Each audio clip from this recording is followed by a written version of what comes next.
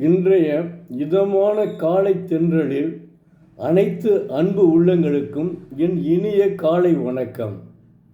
இன்று ஒரு குறள். அதிகாரம் 23. ஈகை. குறள் எண் 221.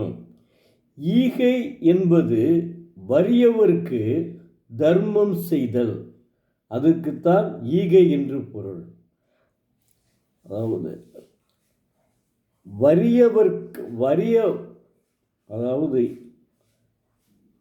ஈகை என்பது இல்லாதவருக்கு தர்மம் செய்வது. அதாவது ஒரு படத்தின் பெயரே எம்ஜி ராமச்சந்திரன் நடிச்சிருப்பாரப்ப, தர்மம் தலைகாக்கும்.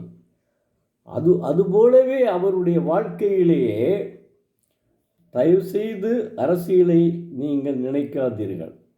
அவர் உண்மையிலேயே தர்மம் செய்பவர். படத்திற்காக மட்டுமல்ல, ஓரளவு தர்மம் செய்யக்கூடிய ஒரு மனப்பான்மை உள்ளவர்.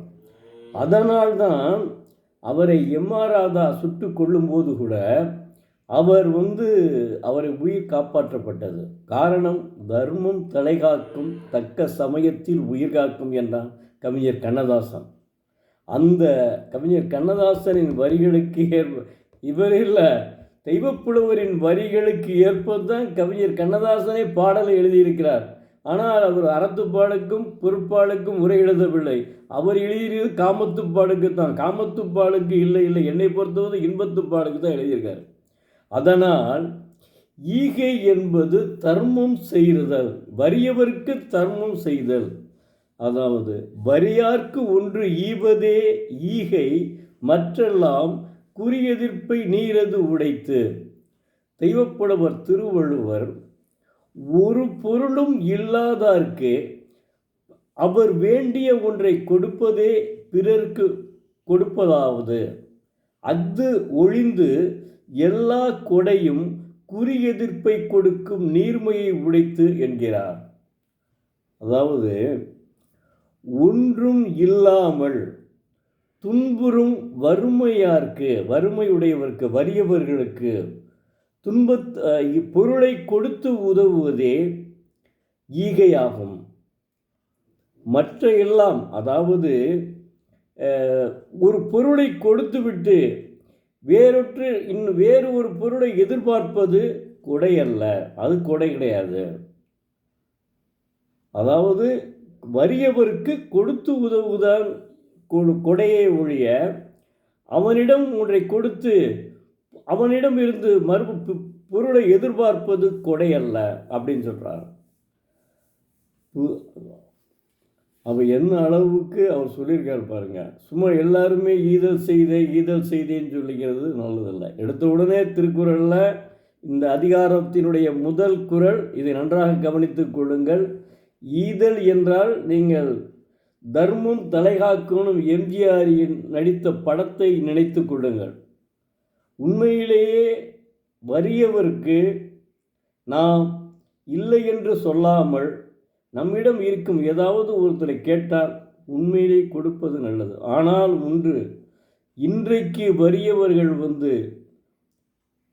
நடித்து நம்மள்கிட்ட காசை வாங்கிட்டு கொஞ்ச நேரத்தில் பார்த்தா டாஸ்மாகில் போய் நிற்பான். அது வறியவன் கிடையாது, அவன் வறியவன் கிடையாது, ஏமாத்துறான் நம்மளை. அவனுக்கு கொடுக்கக்கூடாது. எப்படி அவன் எப்படி வறியவன் நீங்கள் நினைக்கிறீங்களா?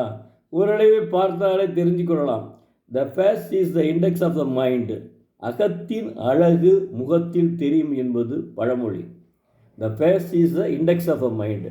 ஒருத்தரை பார்த்த உடனே புரிஞ்சுக்கலாமுங்க, இவன் இப்படிப்பட்டவன் தான் என்பதை நாம் தெரிந்து கொள்ளலாம். அதுபோல தான் ஒரு மனிதன் கொடை செய்யும் போது கூட ஒரு உண்மையிலேயே கஷ்டப்பட்டு எனக்கு பொருள் வேண்டும், எனக்கு இல்லைங்க, பசிக்குதுங்க அப்படின்னு கேட்டான்னா அவனுக்கு நீ கொடு. அதுக்கு பேர் தான் ஈகை. மற்ற எல்லாம் ஈகை அல்ல. ஒரு பொருளை கொடுத்து இன்னொரு பொருளை எதிர்பார்ப்பது கொடை அல்ல.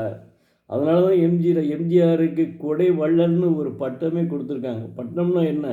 எல்லாரும் கொடைவள்ளல்னு சொல்லிய பழக்கம் ஆயிடுச்சு. அந்த மாதிரி நான் அரசியல்வாதி நான் இதுக்கும் நடிகர் என்ற முறையில் தான் அவரை பேசி கொண்டிருக்கிறேன். அவருக்கும் அரசு எனக்கும் அவருக்கும் நடிப்பில்தான் உடன்பாடு உண்டே ஒழிய அரசியலில் கிடையாது என்பதை புரிந்து கொள்ள வேண்டும். அதனால்தான் நான் நேற்றே சொன்னேன், எங்கள் வீட்டு பிள்ளைய 25 தடவை பார்த்தேன், உலகம் சுற்றுப்பாடிமான 9 தடவை பார்த்தேன்னு சொல்லிட்டு. அதனால் அதுக்கும் இதுக்கும் சம்மந்தமே கிடையாதுங்க. தயவு செய்து நீங்கள் அதை நினைக்கவே நினைக்காதீங்க. ஈகை என்றால் நீங்கள் உடனே ஞாபகத்துக்கு வச்சு மாணவ செல்வங்கள் ஞாபகத்தில் வைத்து கொள்ளுங்கள். வறியவன் வந்து ஒருத்தர் கேட்டான் பொருள் இல்லையே என்று, அப்போது அவனுக்கு கொடுத்து உதவுவதே ஈதல் எனப்படும்.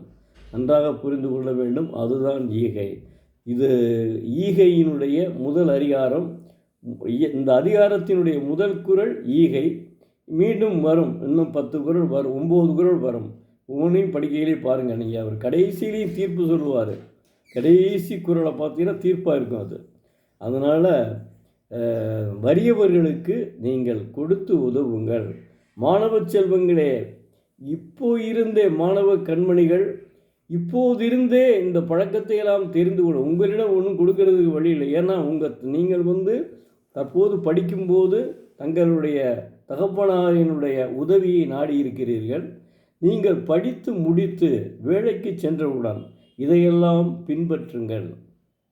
அதற்காகத்தான் உங்களுக்கு குறளோடு பொழிப்புரையும் சேர்ந்து படியுங்கள். தினமும் ஒரு குறள் படியுங்கள். நன்றி. நாளை மீண்டும் ஒரு குறளோடு உங்களை சந்திக்கும் எழுத்தாளர் சோ. பரமசிவம், மதுரை. நன்றி.